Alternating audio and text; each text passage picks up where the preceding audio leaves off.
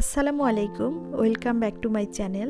বলছি বাংলাদেশি ব্লগার মাম star channel থেকে। অনেক দিন ধরেই ভাবছিলাম মালিহার পড়ার টেবিলটা দেখাবো। নতুন একটা পড়ার টেবিল কিনে এনেছি, বাট কাউকে দেখানোর আর সময় হয়ে ওঠেনি। তো আজ চিন্তা করলাম আপনাদের সাথে শেয়ার করি। এই যে দেখছেন ড্রয়ার, তো এই ড্রয়ারের ভিতরে মালিহা যেমন ইচ্ছা তেমন করে রেখে দিয়েছে জিনিসপত্র।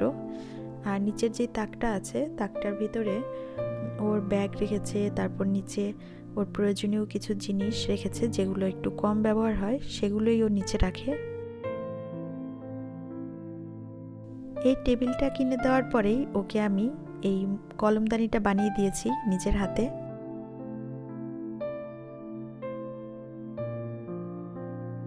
ডান পাশে সবসময় কিছু বই খাতা রাখে। কিছু ছোটোখাটো শোপিস তাকের উপরে রেখেছি, আর পাশেই একটা ঝুড়ি রেখেছি। ঝুড়িটার ভিতরে ওর অনেক প্রয়োজনীয় জিনিস, খেলনা এসব রাখে। ওর যখন যেটা মন চায় বানিয়ে বানিয়ে এটার ভিতরে রেখে দেয়। আর নিচে দেখতে পাচ্ছেন একটা ক্যালেন্ডার। এই ক্যালেন্ডারটা ও প্রতিদিন মার্ক করে।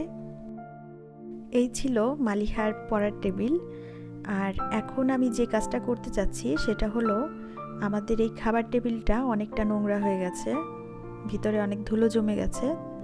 আর টেবিলটাকে চাচ্ছি একটু সুন্দর করে সাজিয়ে গুছিয়ে রাখতে। তাই আমি এই টেবিলটাকে এখন গ্লাস ক্লিনার দিয়ে পরিষ্কার করে তারপর সাজিয়ে নিব। এই টেবিলটা গুছাতে গুছাতে আপনাদের সাথে একটু অন্যরকম আলাপ সালাপ করি। মা তার ছেলেকে বাধ্য করলো স্ত্রীকে তালাক দিতে, কারোর স্ত্রী ছিল বন্ধ্যা।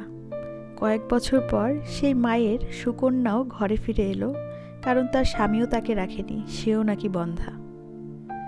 ছেলের বিয়েতে বাবা যৌতুক স্বরূপ ফ্রিজ নিয়েছিল, মেয়ের বিয়েতে এখন তাকে পালসার হুন্ডা দিতে হচ্ছে।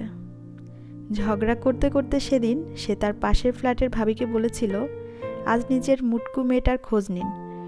কয়েক বছরের ব্যবধানে সেই মুটকু মেয়েটা বেশ স্লিম হয়ে গেছে, অথচ সেই নিন্দুকের নিজের মেয়েই কেমন যেন মুটিয়ে যাচ্ছে দিন দিন। সেদিন ঘুষখোর অফিসার গরিব বেচারার ফাইল আটকে রেখে 500 টাকা ঘুষ নিয়েছিল।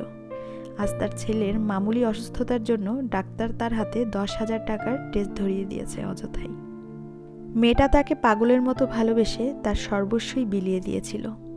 এরপরেও ছেলেটা তাকে ছেড়ে চলে গেল এবং তার নামে কুৎসা রটালো। 2 বছর পর ছেলেটার বোনের ছবি নেটে ভাইরাল হয়ে গেল। বোনের বফ অন্য মেয়েকে বিয়ে করে ফেলল। কেউ যদি আপনাকে ইট মারে, আপনাকে কিছুই করতে হবে না, পাটকেলটা সেই অটোমেটিকলিই পাবে। আপনার কাজ ধৈর্য ধরা এবং ক্ষমা করা। আর আল্লাহকে বলুন, আমি তাকে ক্ষমা করেছি, আপনিও আমাকে ক্ষমা করুন। যে সৎকর্ম করে সে নিজের উপকারের জন্যই করে, আর যে অসৎকর্ম করে তা তার উপরই বর্তাবে। আপনার পালনকর্তা বান্দাদের প্রতি মোটেই জুলুম করেন না। আজকের মতো এই পর্যন্তই। পরবর্তী ভিডিও দেখার আমন্ত্রণ রইল। আল্লাহ হাফেজ।